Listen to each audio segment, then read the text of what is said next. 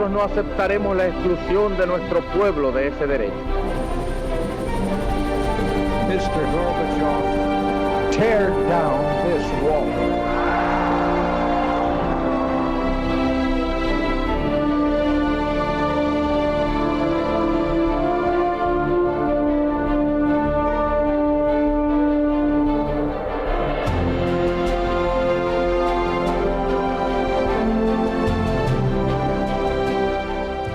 Buenas noches, señoras, caballeros, bienvenidos a Tiempos Modernos. Seguro que si tiene usted menos de 40 años le han contado que la época de Franco fue un momento de siniestro de su desarrollo y atraso, en el que España prácticamente vivía en el Neolítico.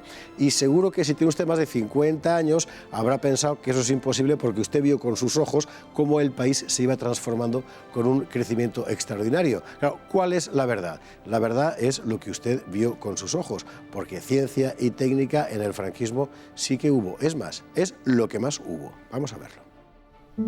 La propaganda política nos ha vendido la idea de que la España de Franco entre 1939 y 1975 fue un páramo atroz donde se persiguió con saña toda inteligencia y las ciencias y las técnicas sufrieron un atraso brutal. Ese tópico está muy extendido, pero nos hace imposible entender cómo semejante país tan retrasado y siniestro pudo convertirse en pocos decenios en la octava potencia industrial del mundo. Entre 1961 y 1964, el PIB español creció a un ritmo del 8,7% anual, proporción solo superada por Japón. En 1973, la renta per cápita de España superaba la de Irlanda, Grecia, Portugal y los países de la Europa del Este. En 1975, la distribución de la renta entre la población se equiparaba a la del resto de Europa. ¿Es posible todo eso en un país técnicamente atrasado?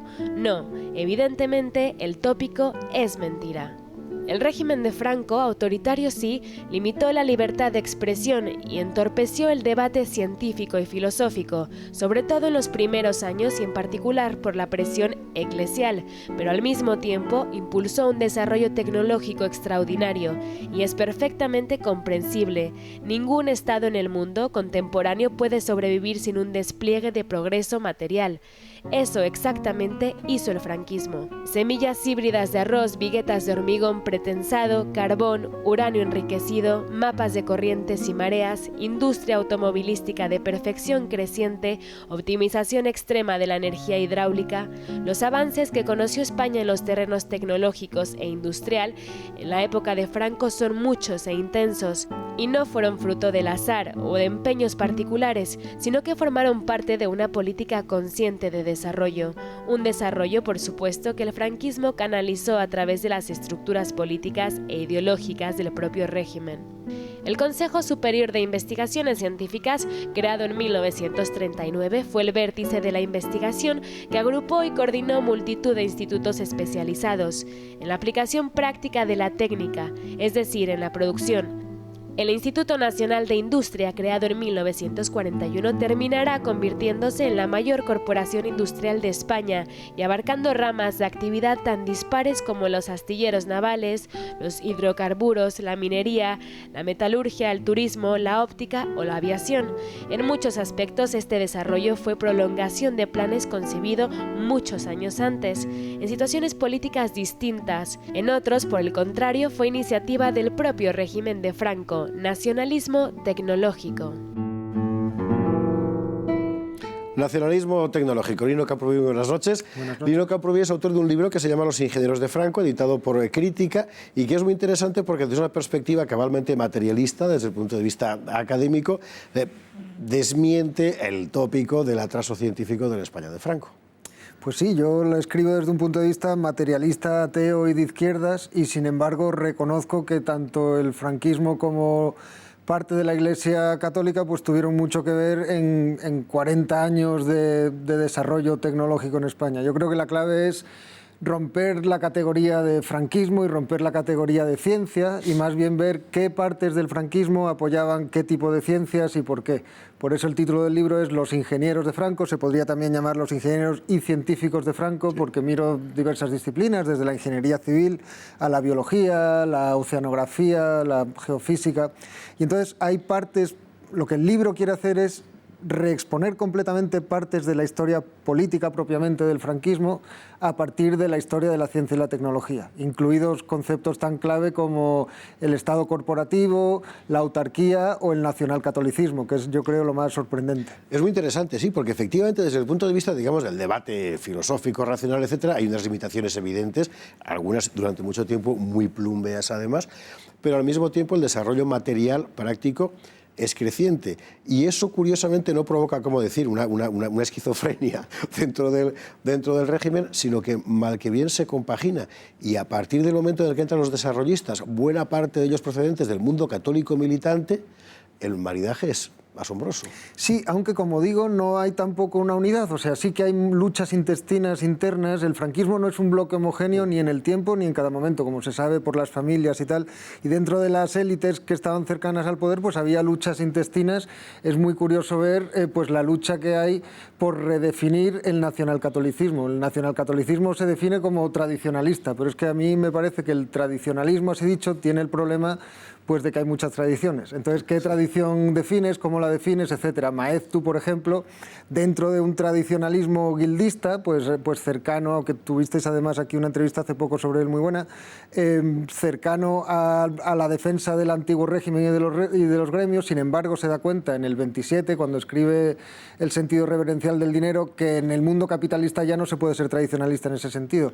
Y él, tanto él como Escrivá de Balaguer, como el padre Pérez del Pulgar, jesuita, y otros muchos, intentan redefinir un nacionalcatolicismo que sea compatible con el capitalismo. Y en eso embarcan, o más que embarcan, colaboran con varios científicos. Una de las tesis fuertes del libro es que no es que el Opus Dei explique al CSIC, al Consejo Superior de Investigaciones Científicas, sino al revés.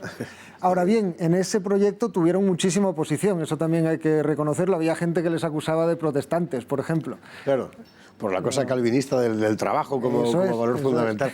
Es interesante porque el régimen, objetivamente, desde el punto de vista de su presentación pública, exhibió siempre el desarrollo como su principal logro. Ahora bien, desde el punto de vista ideológico, cuando aparece alguien como Fernández de la Mora, por ejemplo, y concibe el estado de obras, en realidad no lo asumen como ideología del régimen. Ellos están en otra cosa desde el punto de vista, digamos, eso ideológico, ¿no? Te he leído eso en algún sitio, en el libro sobre Franco, y sin embargo yo termino el libro diciendo que el estado de obras de Fernando de la Mora es prácticamente una culminación de lo que venía convirtiéndose en la ideología oficial del régimen, porque la clave es que el nacionalcatolicismo, pongamos que esa es la ideología oficial del régimen, aunque ellos no se lo llamaban a sí mismos, pero el nacionalcatolicismo es el que tiene en sí mismo, en parte al menos, la semilla del desarrollo tecnológico. El argumento, si quieres, te lo resumo porque es muy fácil, claro. Está en Pérez del Pulgar, un libro que es El concepto cristiano de la autarquía, del 38. Es simplemente, en un mundo de imperios globales y de monopolio colonial de los recursos, un país pequeño como España, para ser políticamente independiente y por tanto poder realizar, en este caso, la doctrina social de la Iglesia, tiene que ser capaz de ser económicamente independiente. Y sin recursos, solo la investigación científica y tecnológica, las ciencias aplicadas pueden conseguir eso. Las ciencias aplicadas implican un esfuerzo organizado y un mínimo grado de apertura para que sea posible, porque si no, evidentemente no hay progreso ninguno. Sí, en ciencias, en algunas ciencias al menos, no hubo autarquía. Esto lo reconocen hoy prácticamente todos los historiadores de la ciencia. Hubo mucho intercambio desde el principio. Donde había más choque seguramente sea en ciencias evolutivas. Ahí sí que le costó mucho. Por ejemplo, el biólogo José María Valverde, que tiene unas memorias muy bonitas de leer, habla de su amistad y colaboración científica con Alvareda, que era el secretario general del CSIC.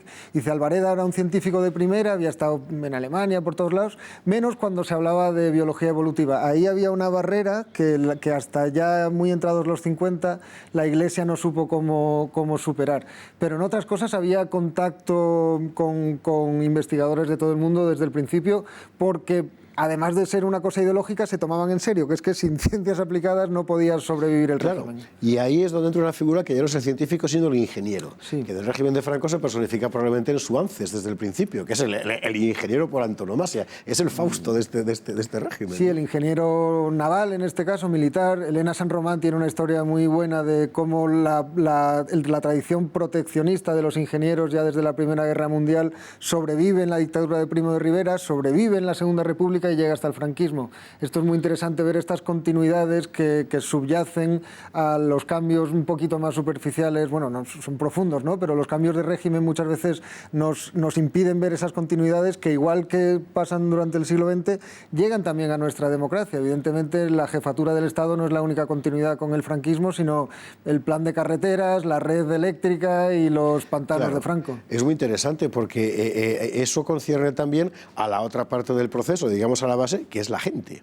O sea, la gente que se pone a trabajar. Esa gente es la misma del año 30, la misma del año 20, con mayor grado de alfabetización creciente a partir del año 40, es verdad, pero es básicamente la misma gente y es quien tiene que hacer eco al esfuerzo, digamos, mental del ingeniero. Alguien tiene que haber currando. Y había un montón de gente y además muy bien. Sí, hubo un exilio muy fuerte después de la Guerra Civil, hubo una represión muy grande de determinados grupos de científicos y eso los historiadores lo han trabajado muy bien, pero es más espectacular eso que ver qué pasó con los que se quedaron. Y se quedaron muchos, ingenieros seguramente más que biólogos, por ejemplo, en puestos de poder. Y muchos de esos consiguieron además pues acercarse a determinados puestos de importancia y decisión política del franquismo. Suances efectivamente es un gran ejemplo, pero hay otros que tienen un perfil un poco menos político, como Eduardo Torroja, que incluso... los cementos, ¿no? Sí, que es en el Instituto Torroja aquí, es uno de los expertos grandes, internacionales de estructuras laminares y tal, pero que si tú lees biografías, pues te lo presentan como liberal. ¿Qué significa liberal hoy en día? Todo el mundo lo presentan como liberal, pero en realidad era un participante activo del régimen. Ese es el argumento fuerte, yo creo, del libro, que es que los científicos y los ingenieros de Franco no pertenecían a Franco, sino que construyeron a Franco, digamos. Franco es un tipo que ganó la guerra, pero el régimen carecía de contenido político al echar a andar.